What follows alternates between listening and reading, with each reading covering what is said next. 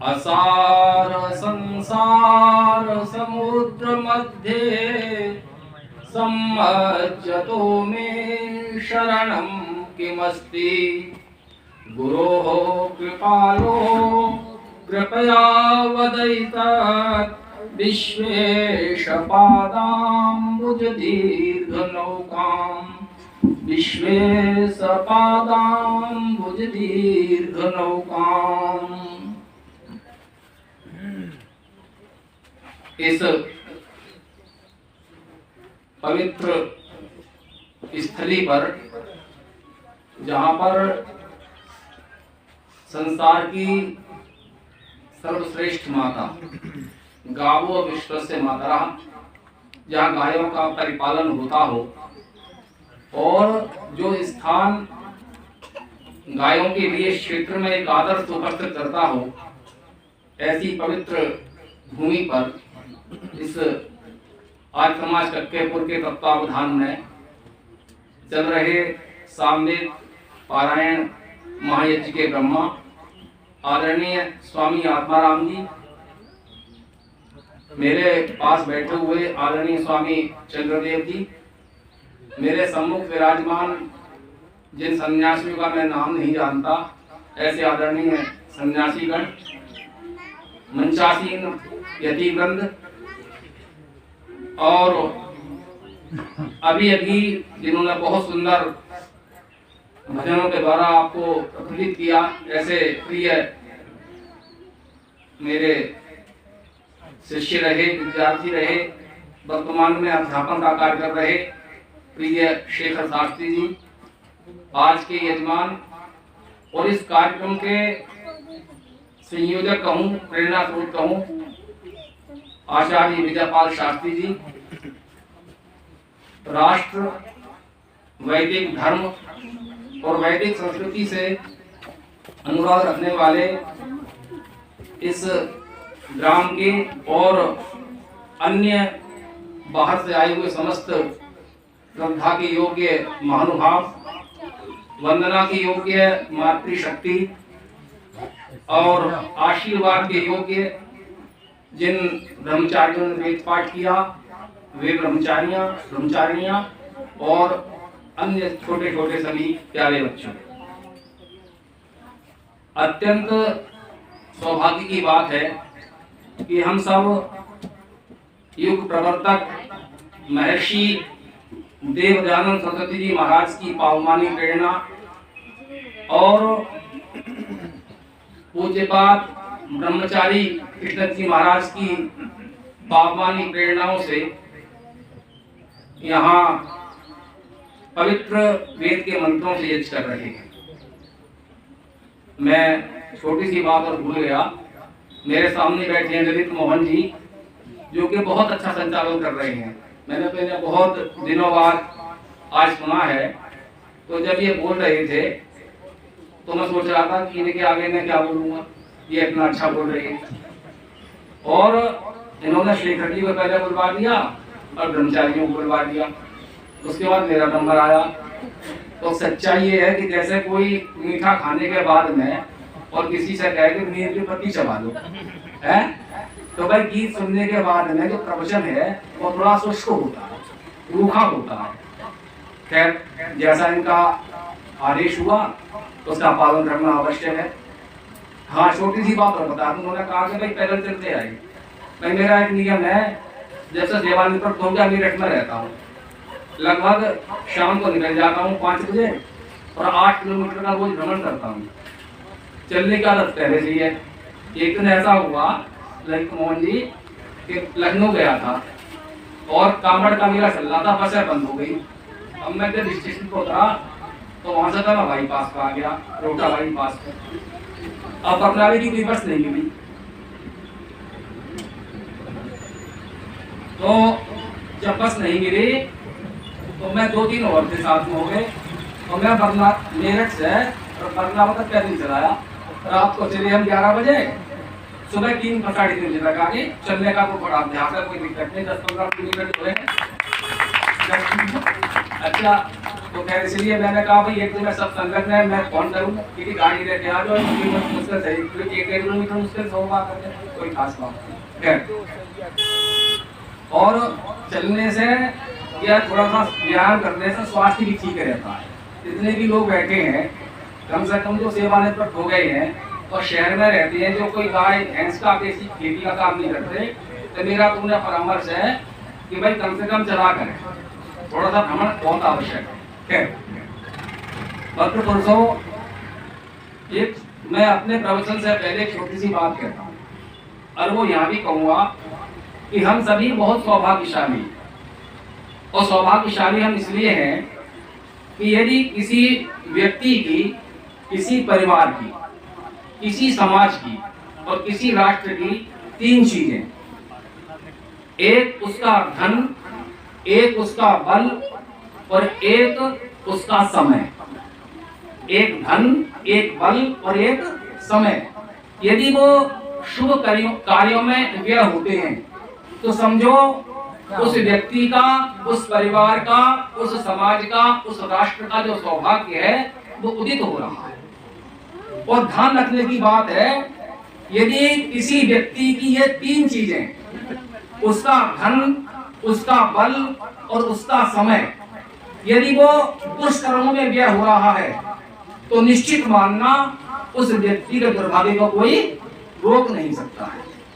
तो हम सबने मिलकर के ये यज्ञ किया और इस यज्ञ के बारे में बहुत चर्चाएं हो सकती हैं, बहुत बातें हो सकती हैं, लेकिन एक छोटा सा एक श्लोक या एक आख्यान कहें, एक पारस्पर गृहसूत्र के आचार्य ने एक बात कही और यज्ञ के बारे में जितनी भी महत्वपूर्ण बातें पढ़ने को मिली, सुनने को मिली, मुझे आज तक उससे महत्वपूर्ण बात कोई पढ़ने को नहीं मिली। उसे कह करके मैं फिर अपने प्रवचन को आगे बढ़ाऊंगा। पारस्पर गृहसूत्र का आचार्य कहता है कि यदि दद्यात् कांचनम मेरु पृथ्वीं च सागरम तत् सायं प्रातः होमस्य तुल्यम भवति वानवा। यानी यदि एक व्यक्ति इस सोने से बने हुए मेरु पर्वत को, ऐसी कल्पना की गई है कि जो मेरु पर्वत है स्वर्ण से निर्मित है, कि सोने से बने हुए मेरु पर्वत को और समुद्रों से घिरी हुई संपूर्ण पृथ्वी को दान में दे देता है, और एक व्यक्ति सायंकाल और प्रातःकाल यज्ञ करता है, तो जो सायंकाल और प्रातःकाल यज्ञ करने वाला व्यक्ति है उसकी समानता उस दान देने वाले व्यक्ति से हो सकती है अथवा नहीं हो सकती। ये एक संभावना है, आशंका है।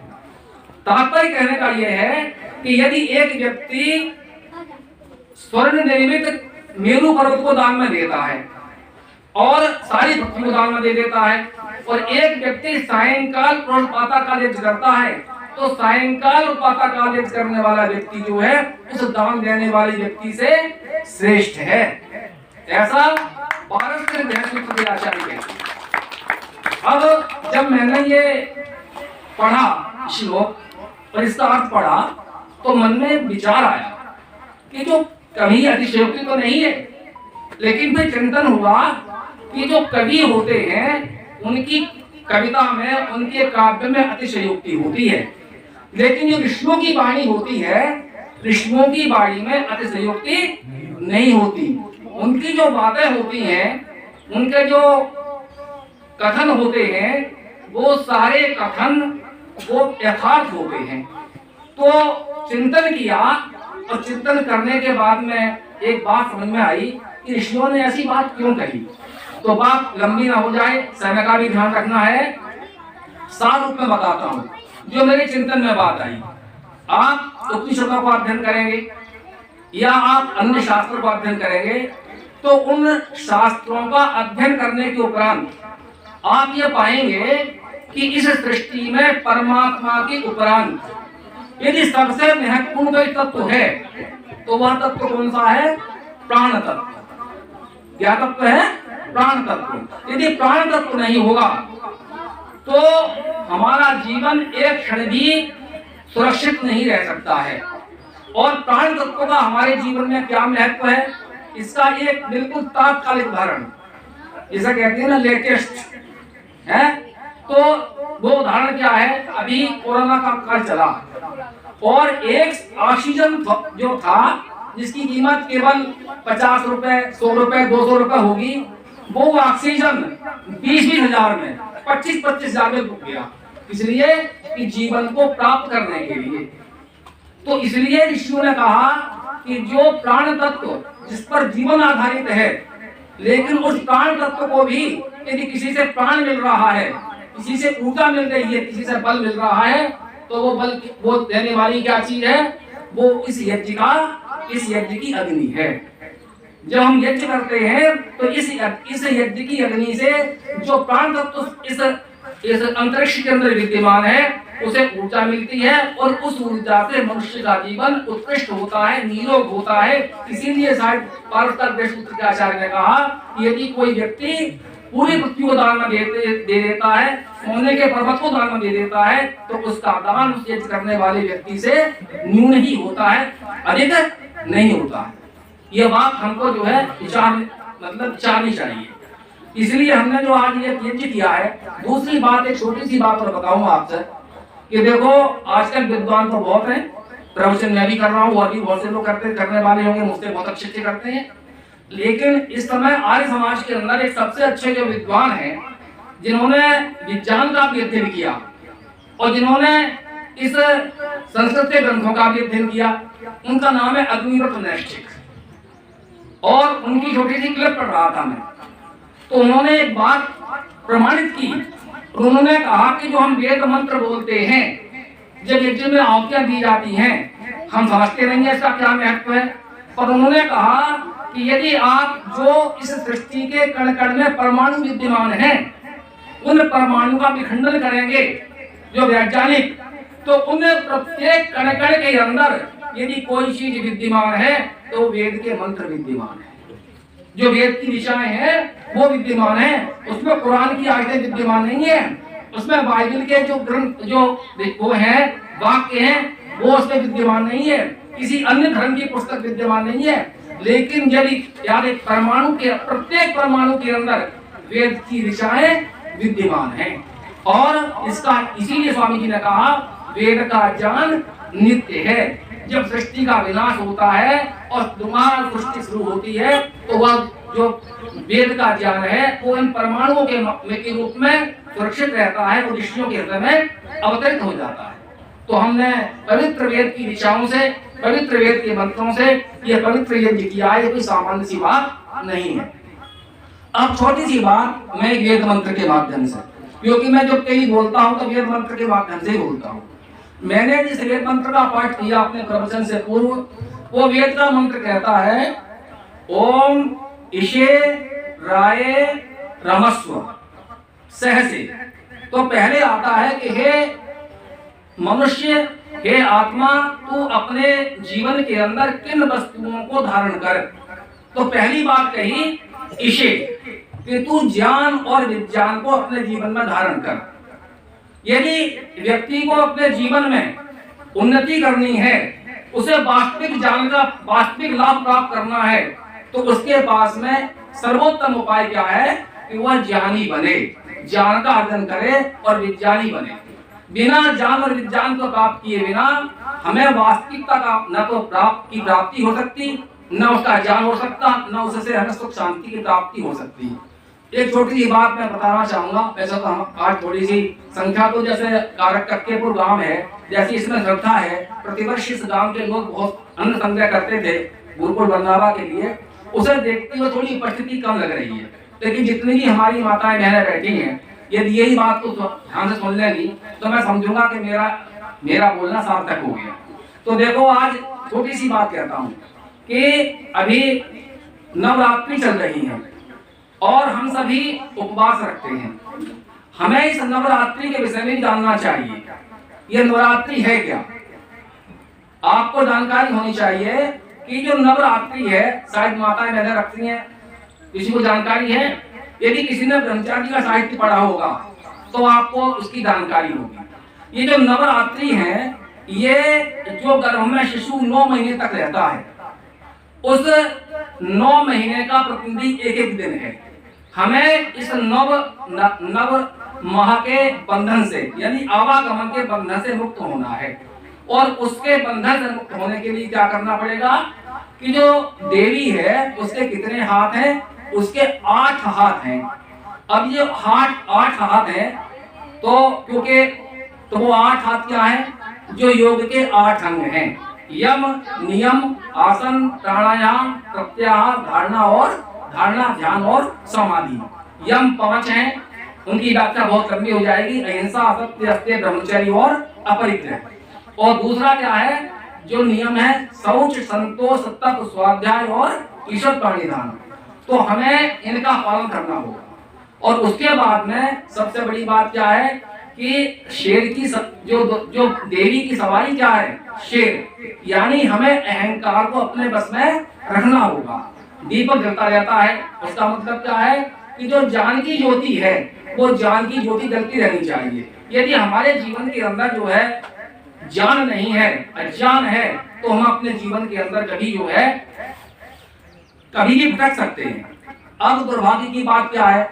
देखो, बुरा मत मानना, जितनी भी बैठी हैं माताएं बहनें, इस देश के अंदर कितने पर्व मनाए जाते हैं।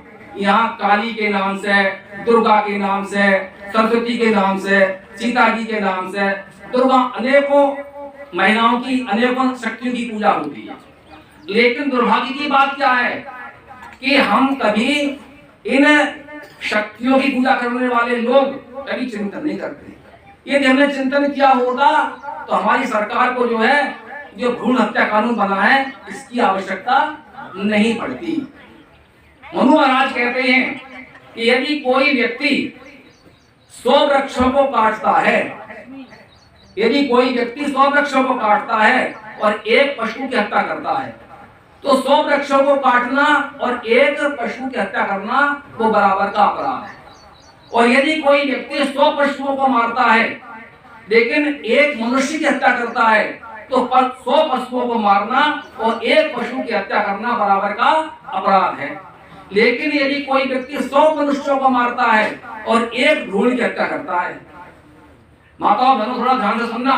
और यदि किसी के पास कोई आपकी सहेली हो, जाकर बताना इस बात को। और यदि व्यक्ति कोई व्यक्ति 100 मनुष्यों को मारता है और एक भ्रूण की हत्या करता है, तो उस एक भ्रूण की हत्या जो है वो 100 मनुष्यों को मारने के बराबर का पाप है। तो जिस देश के अंदर नवरात्रि के व्रत रखे जाते हो, उस देश के अंदर भ्रूण हत्या होती है, इससे बड़ा कोई और अपराध नहीं हो सकता है। तो आज आवश्यकता इस बात की है कि हम ये समझने का प्रयास करें, ये जो प्रकृति है इसमें परिवर्तन होता है। और परिवर्तन होने से क्या होता है कि प्रकृति के अंदर ऊष्मा बढ़ जाती है। और जब प्रकृति में ऊष्मा बढ़ जाती है तो शरीर की जो ऊर्जा है, जठराग्नि है, ये बंद पड़ जाती है। ऐसे में हमें क्या करना चाहिए कि हमें अन्न का परित्याग करना चाहिए। और अन्न का परित्याग करने से हमारा शरीर स्वास्थ्य ठीक रहता है। लेकिन अन्न का तो परित्याग कर दिया, लेकिन जो जीवन में दोष हैं उनका परित्याग नहीं किया, तो हमें उसका लाभ होने वाला नहीं है। इसलिए जो वास्तविकताएं हैं हम उनको जानने का प्रयास करें। इसलिए ऋषि कहता है, इसे हम ज्ञान की प्राप्ति के लिए अपने जीवन के अंदर प्रयासरत रहें। बिना ज्ञान के, देखो ये जो बुद्धि है ना, इस बुद्धि के 8 रूप हैं। इस बुद्धि के 8 रूप हैं। और वो 8 रूपों में क्या है? धर्म, ज्ञान, वैराग्य और ऐश्वर्य, ये सकारात्मक रूप हैं। हम अपनी इस बुद्धि से धर्म की प्राप्ति करें, हम ज्ञान की प्राप्ति करें, हम जीवन में वैराग्य लाएं। जैसे हमारे स्वामी जी बैठे हैं, आत्माराम जी, इन्हें वैराग्य हो गया। और ऐसे जो वैरागी हैं, तो एक कवि कहता है कि जिस माता ने अपनी कोख से किसी वैराग्यवान को पैदा कर दिया, वो माता धन्य है, वो पृथ्वी धन्य है और वो देश धन्य हो जाता है। तो वैराग्य और एक ऐश्वर्य। ऐश्वर्य का तात्पर्य क्या होता है? ऐश्वर्य का तात्पर्य ये नहीं होता कि धन और संपत्ति। ऐश्वर्य का मतलब होता है कि मन और इंद्रियां ये आत्मा के अधीन रहें। इसका नाम क्या है? ऐश्वर्य। यदि हमारी आत्मा वो हमारा मन और हमारी इंद्रियां आत्मा के अधीन है, तो हम अपने मन और इंद्रियों के ईश्वर हैं। और ईश्वर का भाव क्या है? ऐश्वर्य। और इसी बुद्धि के तो 4 प्रतिकूल वो हैं: अधर्म, अज्ञान, अवैराग्य और अनैश्वर्य। यदि हमारी बुद्धि खराब हो गई तो हम अधर्म के मार्ग पर चले पड़ेंगे। यदि हमारी बुद्धि खराब हो गई तो हम अज्ञान के मार्ग पर चल पड़ेंगे। बुद्धि खराब हो गई तो हम अवैराग्य हो जाएगा और हम अनैश्वर्यवादी हो जाएंगे। इसलिए हम परमपिता परमात्मा से प्रातः काल और सायंकाल प्रार्थना करें, हे प्रभु आप हमें जो है जीवन के अंदर ज्ञान प्रदान कीजिए। और ध्यान रखो, जो बच्चे बैठे हैं, बच्चियां बैठी हैं छोटी छोटी, देखो चाणक्य ने एक बात लिखी और क्या कहा कि संतोषस्त्रिषु कर्तव्या स्वेदारे भोजने धने त्रिषु चीवन कर्तव्या अध्ययने तप दाने। कि मनुष्य को जो है 3 चीजों में संतोष करना चाहिए। एक तो अपनी पत्नी के विषय में, एक धन के विषय में और एक भोजन के विषय में। लेकिन 3 में संतोष नहीं रखना चाहिए। किसमें? अध्ययन के विषय में और दान के विषय में और तप के विषय में। मैंने बहुत पढ़ लिया नहीं, जिस दिन आपकी प्रवृत्ति हो जाएगी। मैं थोड़ा एक छोटी सी बात बताता हूँ। मैं पढ़ाई की बात नहीं करता, लेकिन अपनी बता रहा हूँ, किसी को प्रेरणा मिल जाए। मैं जब भी कहीं जाता हूँ तो मैं एक वेद मंत्र पढ़ के आता हूँ। ये लाभ होता है कि जब मेरी आंख 2 बजे खुल जाती है रात्रि में, कभी 4 बजे खुल जाती है, तो सच्ची कहता हूँ कि वो वेद मंत्र हम मेरी बुद्धि के अंदर गुनगुनाने लगते हैं, वो बुद्धि में रमण करने लगते हैं। और मन की जो वृत्तियां हैं वो अपने आप समाप्त, दूषित वृत्तियां हैं, वो कहीं आने का मौका ही नहीं मिलता। इसलिए अध्ययन के विषय में कभी संतोष नहीं करना चाहिए। प्रत्येक व्यक्ति को जीवन के अंदर जो स्वाध्यायशील व्यक्ति है उसे कम से कम आधा घंटा नहीं तो 20 मिनट तो पढ़ना ही पढ़ना चाहिए। इससे आपकी योग्यता बढ़ेगी, आपके जीवन में निश्चित रूप से एक आत्मबल की प्राप्ति होगी और आपके अंदर जो है कुछ ऐसी सामर्थ्य बढ़ेगी जिससे आप जीवन में उन्नति कर सकेंगे। तो खैर बात को आगे न बढ़ाते हुए, तो पहली बात कही ईशे, दूसरी बात कही राय। हम धन और संपत्ति की प्राप्ति के लिए भी निरंतर प्रयास रहें। यदि कोई घर में कोई भी काम करते हैं वो बिना धन संपत्ति के नहीं हो सकता, लेकिन उसके साथ शर्त यह है कि हम अपने जीवन के अंदर जो है उत्तम प्रयासों से, उत्तम साधनों से, उत्तम कार्यों से धन का अर्जन करें, दूषित कार्यों से धन का अर्जन न करें। और कहा सहज से, हमारे जीवन में साहस भी होना चाहिए। जीवन में कभी आपत्ति भी आती है, विपत्तियां आती हैं, तो उस समय जो व्यक्ति भयभीत हो जाता है वो जीवन में कुछ नहीं कर सकता। तो वेद का मंत्र कहता है कि ईश्वर के भक्त को जो है वो साहसी होना चाहिए। स्वामी जी दयानंद साहसी ना होते, ब्रह्मचारी जी कृष्णदत्त जी साहसी ना होते तो समाज के अंदर इतना बड़ा परिवर्तन नहीं कर सकते थे। और आज देखो, चाहे हो सकता कोई मेरा विपक्षी भी बैठा हो, लेकिन मैं तो भाई सीधी सी बात है, मन से जो कहता हूँ, जो मन में है वही कहता हूँ। आज योगी जी वहाँ बैठे हैं लखनऊ के अंदर, और सन्यासी हैं। यदि वो साहसी ना होते तो कैसे काम चलता? सिंह हिंसक हो जाए तो गीदड़ सॉरी दिखाते हैं। यदि गरुड़ संत सन्यासी हो तो सर्प बनते जाते हैं। इस शांत हिंसा के चक्कर में मेरा भारत हार गया। जब से अशोक ने शस्त्र तजे तब से भारत का वेतन हो गया। तो इसलिए जो विध्वंसक शक्तियां हैं उनका सामना करने के लिए हमें अपने जीवन में साहस का भी अर्जन करना चाहिए। यदि हमारे अंदर साहस नहीं है तो आज नहीं तो कल जो दूसरे शक्तिशाली लोग हैं, जो हिंसात्मक प्रवृत्ति के लोग हैं, वो हम पर अपना आधिपत्य स्थापित कर लेंगे। चौथी बात कही द्युम्न, हमें अपने जीवन के अंदर जो यश है और यश की प्राप्ति के लिए भी अच्छे काम करने चाहिए। समाज के अंदर हमारी ख्याति तो हो लेकिन कुख्याति ना हो। हम ऐसे काम करें, हम दानी बने। जैसे आज बताया अभी कृष्णपाल जी हैं, कृष्णपाल आर्य जी, कि ऐसे ऐसे लोग इतने बड़े संपत्तिशाली बैठे हैं लेकिन उन्होंने दिखाने के लिए कोई काम नहीं करते। मैं तो बरनावा रहा, बहुत लोगों को जानता रहा, और भी आसपास के क्षेत्र में शादी में मैंने देखा लोगों ने दिखावे में क्या किया, लड़की की शादी में, लड़कों की शादी में जमीन बेच दी, मकान बेच गए, कंगाल हो गए, कर्जदार हो गए। तो ऐसे दिखावे से कोई लाभ नहीं है। कि आपका जो सम्मान बढ़ेगा वो आपके गुणों से बढ़ेगा, आपके दान से बढ़ेगा, आपके आचरण से बढ़ेगा। वो दान, वो जो सम्मान होता है दिखावे वाला, वो तो 2-4 दिन रहता है।